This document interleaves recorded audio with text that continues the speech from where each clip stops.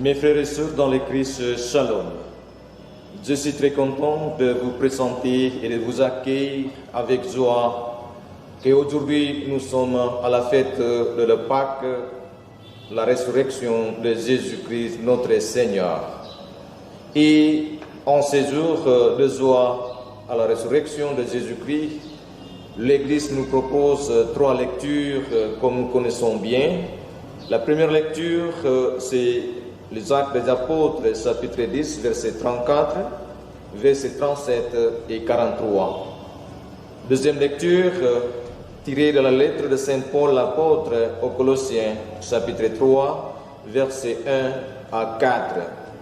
Et l'évangile de Jésus-Christ selon Saint Jean, chapitre 20, verset 1 à 9. Et en ce dimanche de Pâques, je vous propose le thème « Être témoin de la résurrection de Jésus-Christ à l'exemple des apôtres ». Chers frères et sœurs dans le Christ est réellement ressuscité. Alléluia, Alléluia. En ce jour de joie où nous célébrons la fête de la résurrection de Jésus-Christ notre Seigneur, nous sommes tous appelés à être témoins de sa résurrection, surtout à l'exemple des apôtres. Alors, quels sont les apôtres selon les Écritures de ces jours et de quelle manière ils étaient les témoins de la résurrection de Jésus-Christ? Dans l'Évangile, la première témoin de la résurrection, c'est bien Marie-Madeleine. Madeleine rentre au tombeau de grand matin. C'était encore le ténèbre. Elle voit que la pierre a été enlevée du tombeau. Elle court donc trouver Simon-Pierre et l'autre disciple, celui que Jésus aimait, et elle dit: enlevez le Seigneur de son tombeau et nous ne savons pas où on l'a mis. Donc, le rôle de Marie-Madeleine était d'aller visiter le tombeau de Jésus. Et quand elle a vu le tombeau vide, elle n'avait pas gardé seule, mais elle court vers les apôtres pour les informer. L'apôtre Pierre et l'autre apôtre que Jésus aimait, être Jean, de leur tour allaient aussi vérifier l'information reçue de la part de Marie-Madeleine. Dans cette partie, on dirait que l'apôtre Pierre n'avait pas de grandes choses à témoigner. Il fait seulement le constat et il est entré à la maison. Mais on voit ici un bon exemple de l'apôtre Jean. Quand il vit, il crut. Il témoigne la résurrection de Jésus dans le silence et aussi par ce qu'il écrit dans l'Évangile et dans ses lettres. C'est dans la première lecture que nous avons écouté que l'apôtre Pierre a témoigné avec courage la résurrection de Jésus-Christ. Par sa prédication, il a souligné quelques points essentiels. Et avant tout, la prédication de Pierre rappelle la vie de Jésus. Là où il passait, il faisait de bien et guérissait tous ceux qui étaient sous le pouvoir du diable, car Dieu était avec lui. Versets 37 à 38. Le second point de la prédication est ce que les hommes ont fait. Ils n'ont pas cru, ils n'ont pas reconnu en Jésus l'envoyé de Dieu et ils l'ont tué en le clouant sur la croix. C'est le verset 39. Et comment Dieu a-t-il réagi? Il ne pouvait, dit Pierre, abandonner son serviteur fidèle, prisonnier de la mort. C'est pourquoi il a ressuscité. Son œuvre s'oppose à celle des hommes qui donnent la mort, qui conduisent au tombeau.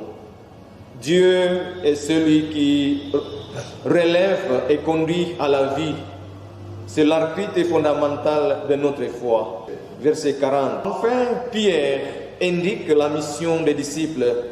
Ils sont témoins de ces faits, versets 39 à 34, et ils sont envoyés pour annoncer et attester que Jésus a été établi juge des vivants et des morts.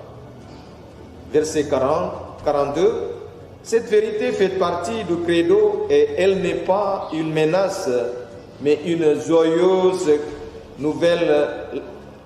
Les apôtres doivent dire à tous que Jésus n'est pas juge qui condamne, mais le modèle avec lequel Dieu compare la vie de chaque homme en constant son succès ou son échec.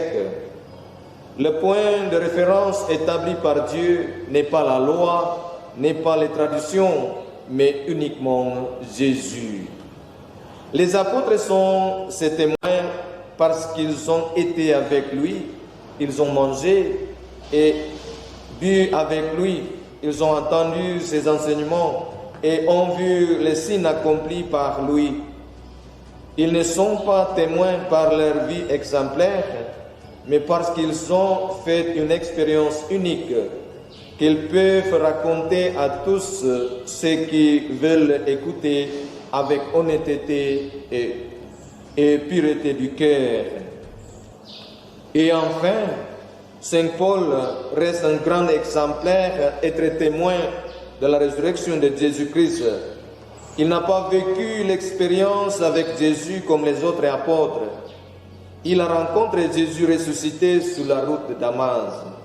Et à partir de cette expérience extraordinaire, Jésus l'a destiné comme l'apôtre des païens.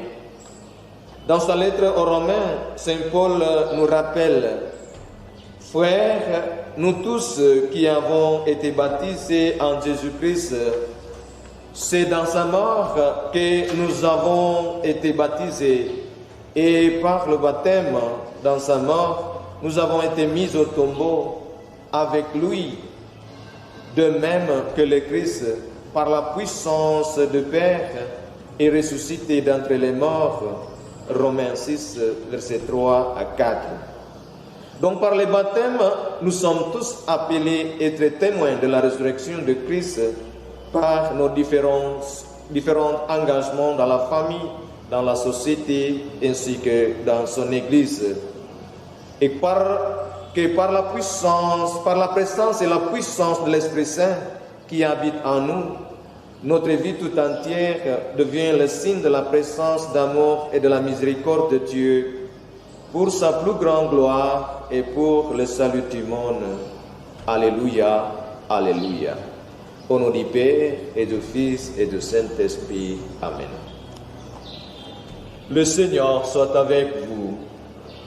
Que le Tout-Puissant nous bénisse et nous garde, le Père, le Fils et le Saint-Esprit. Amen.